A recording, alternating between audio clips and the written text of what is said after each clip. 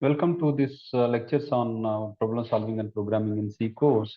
This is the lecture 10 and the title of the lecture is coding guidelines.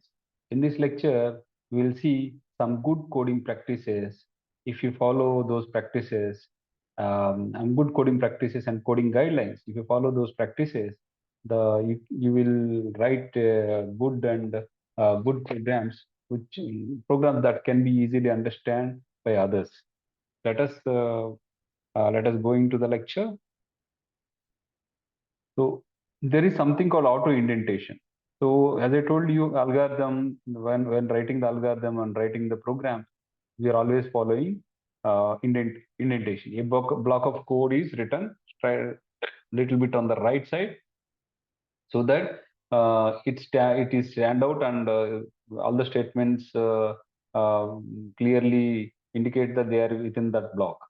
So okay, so how to make auto indent? If you are typing in an editor, auto indentation is very much important. Suppose if you are typing in an online editor like online GDB, suppose if I say int main, so automatically if I enter, automatically see here the bracket, the corresponding bracket is already typed, and then control comes to the next. It is auto indented. This is auto indented. Suppose if I add if here, if we see here that the corresponding left bracket from the right bracket is already by default it inserting, and also the cursor is moving a little bit to the right. This is called auto indentation. The editor is doing auto indentation for you. So if you are doing using online editors, most of the editors do auto indentation. But when you are doing your programs in Ubuntu operating system using a terminal, you may have to make some settings so that your editor supports auto indentation. So if you are using our Ubuntu operating system, what you can do is you just need to log into your Ubuntu operating system and then open the terminal. When you open the terminal, you type the PW present working directory. That will be the directory. This is home Swami. This is my home directory. In this home directory, there is a file called .vimrc. So in this file, we need to add these lines. Since I already added, so these lines, syntax on, set auto indent. So forget about this line number. This line number is coming because of the settings. So you just type these lines. These lines are also given in this presentation. So these lines you need to give and save it. Save it. Okay. So when you come to this any program test.c, so what you need to do is int main. Because of those settings, the editor is highlighting syntax error. Int is shown in green color because of those editor settings. So always type these left and right braces together and then go up and enter. Automatically indentation, the editor will do indentation. See here, the cursor is coming 4 spaces onto the right. So if I type, this is called indentation, int A. Okay.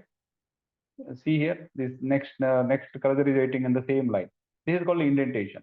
If those settings are set, then the editor will do auto indentation.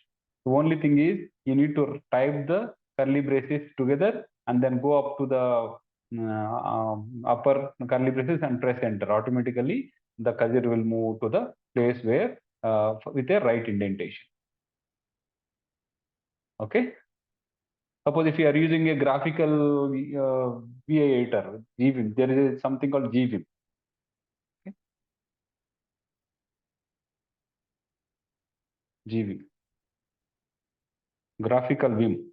So if you are using this editor, then we need to go to .gvimrc file. GVim configuration file. Okay, gvimrc file. Ubuntu also has a lot of editors. So one more such editor is the GEdit. GEdit. Okay. If you're using a GEdit, then go to click on the, when you open the GEdit, there is edit tab. Then inside that, go to preferences, and then this window will be open. What you need to do is in the view tab, enable text wrapping, display line numbers, highlight color line, highlight the matching bracket. Suppose if you are going through the program top and bottom, suppose if your cursor is at a particular bracket, it will show the corresponding left or right bracket. Then in the editor tab, you can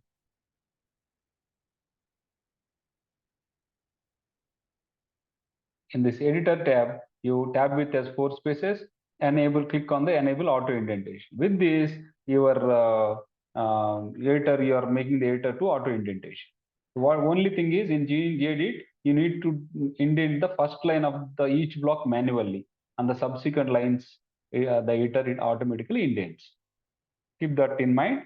We need to indent the first line of each block manually, and the subsequent lines editor will automatically do. Okay. These are some coding guidelines. These coding, if you follow, these are not strict guidelines. These are just recommendations. Okay, recommendations. If you follow these guidelines, you will write a programs which are well readable and with proper naming conventions. So these are good. If you follow these guidelines, programs will be more readable to you and others as well. What it means, indent each block of code with one level of indentation.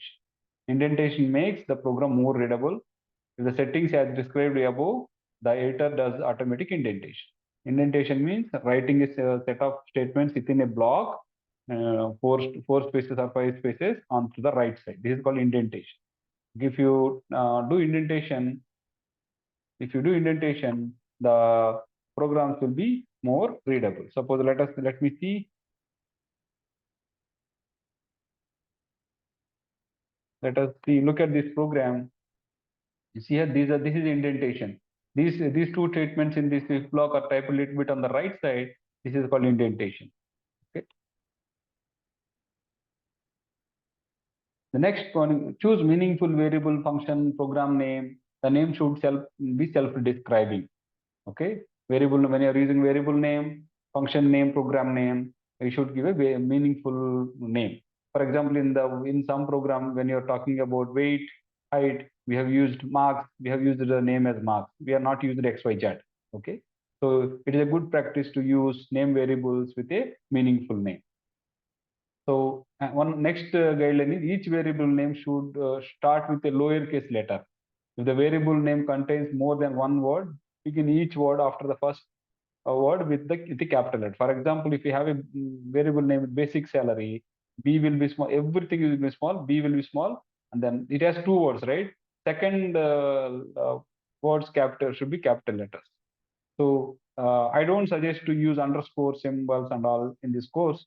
So if you follow this simple rule, I mean, you'll name the variables with a variables namings will be will follow a systematic manner. If there is a prime status, prime is a small, S is capital in status. Okay, this is a single variable. Each word in the file name should begin with a capital letter. For example, if you have a program name hello.c, H should be capital. If we have a program name printshapes.c, P and S should be capital.